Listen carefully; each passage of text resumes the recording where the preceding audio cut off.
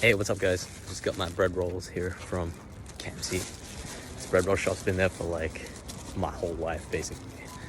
Growing up, they've been serving us bread rolls for like 25 years. That's, yeah, not much to do today. Just waiting it out. I mean, big thing is that again, just picking up more cards or having more of them come in. And the cool thing is that it's all just a waiting game now. It really is just a waiting game. It's about just waiting it out, waiting for the market to come back. And, you know,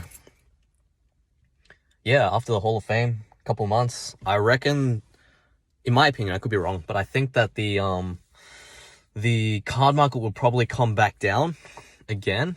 Like it's gonna hit an uptrend for a while, and then when the economics of the world kind of catch up to the effects of what happened with the coronavirus and the lockdown,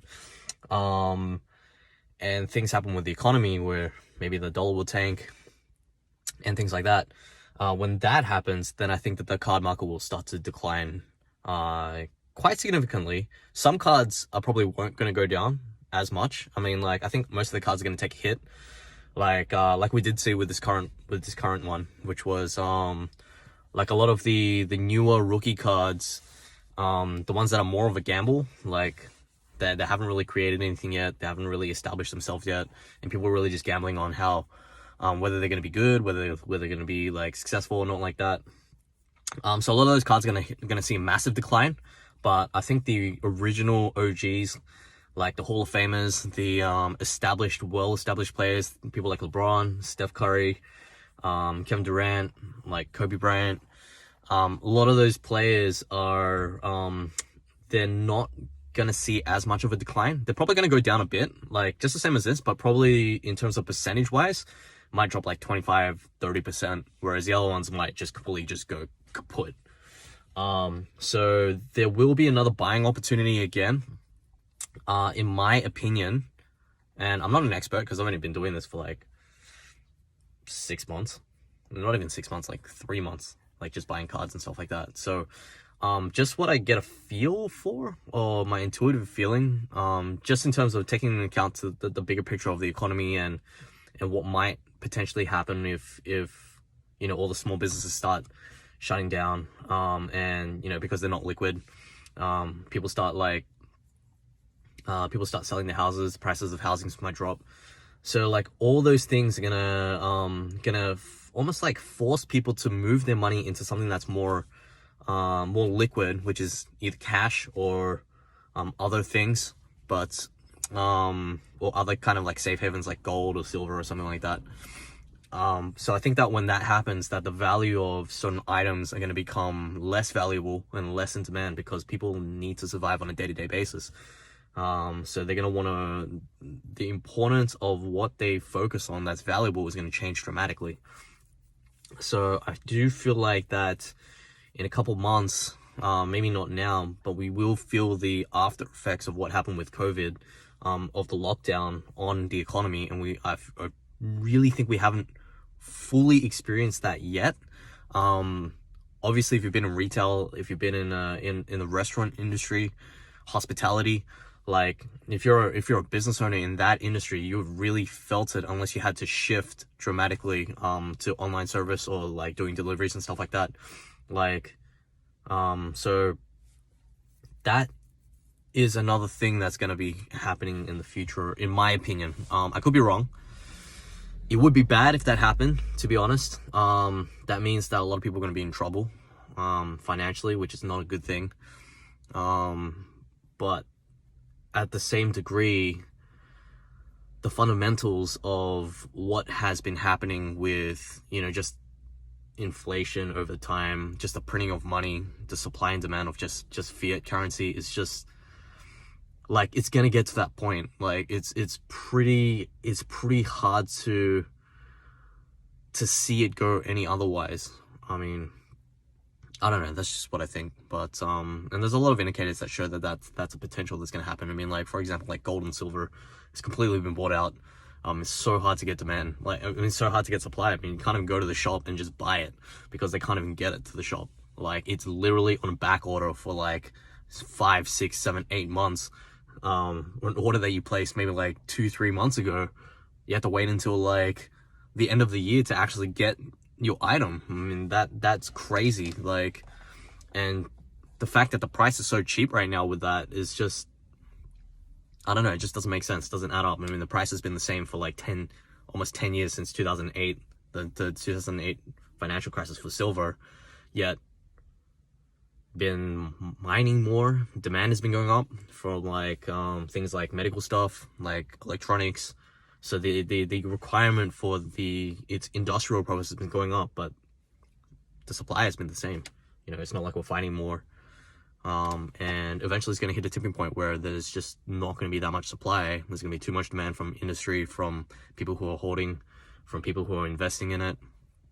And for the price to be stable as it has been for 10 years, it just doesn't make sense at all that that's the case. Same thing with gold. I mean, gold has recently been going up like a little bit, but not as much as it should. I mean, it's a really, really strange what's going on. So it's only a matter of time, I think. But yeah, I mean, again, this is not investment advice, but it's something to consider, the macro picture of what's happening, or what may potentially happen with the economy in the near future. And I think it's okay. It's just, you got to make sure that you're adaptable. You're ready to learn something new.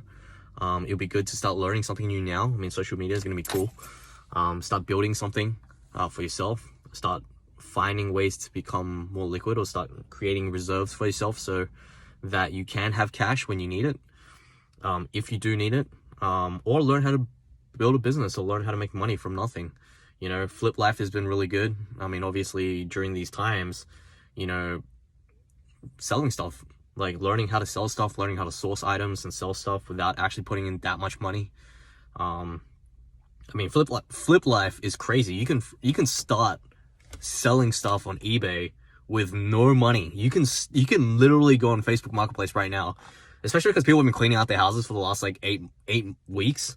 You can go on Facebook Marketplace right now, type in free stuff, look up all the listings, go and just message them. Hey, look, can I come pick up your stuff? That's free. Pick up a bunch of stuff. Go on, list them on eBay and sell it. Like. You could do that. You don't need money to actually start. You can just pick up stuff, start building up a bankroll, and then with that money, reinvest it. You can go to thrift stores. You can reinvest that. The thrift stores just open. You can reinvest it in buying cheaper thrifted items. Yeah, it's crazy, man. Like, just learn how to build something from nothing. Just do it. Like, you don't need money. And even if you didn't require some money, you don't need that much. You know, like. Flip Life, I started with $40, not even $40, I started with 25, right? $25 at a garage sale, and we've now generated over like $4,000, $5,000, $6,000, you know, as gross, not net, but you know, it's nuts. Like, you know, a lot of that's got me into investing in basketball cards. You know, the reason why the net is not that high is because I've reinvested that money and put a lot of it into basketball cards, right? And, you know, basketball cards is just the same as flipping. It's literally just the same as flipping. You're buying something that's cheaper or that's lower.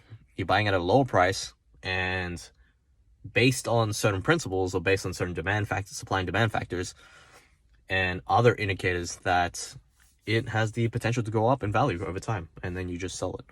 So, or you can keep it for even longer time. So, you know, my type of style is, I'm not a very, I don't like a lot of risk that much. I don't like gambling that much. So a lot of the things I do is I really like safe types of investments, that are really fundamentally based. You know, there's a lot of, I know there's a lot of like technical trading or technical investing, and then there's fundamental investing, and there's always this big thing between the two. But I don't know too much about technical investing. I only know fundamentals. Like that's I think fundamentals is is really rooted in patience and just things that are solid. And I think that if something's solid, then it's good. But you know, there's always that opportunity for it to not. You know, no matter how good something looks, you know, there's always that chance it's not going to work out. And I think you got to be okay with that if that's the case. So, you know, if you're willing to put in something knowing that it's going to go to zero and being okay with that, then I think you can sleep okay at night.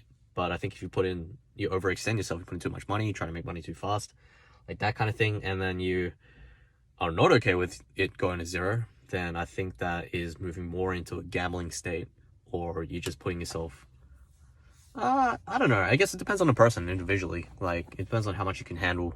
Like, that's a personal thing that you got to figure out. For me personally, I think that I like being safe. I like doing things that are solid. Yeah, based on, like, just purely based on supply and demand, like that kind of stuff. But yeah,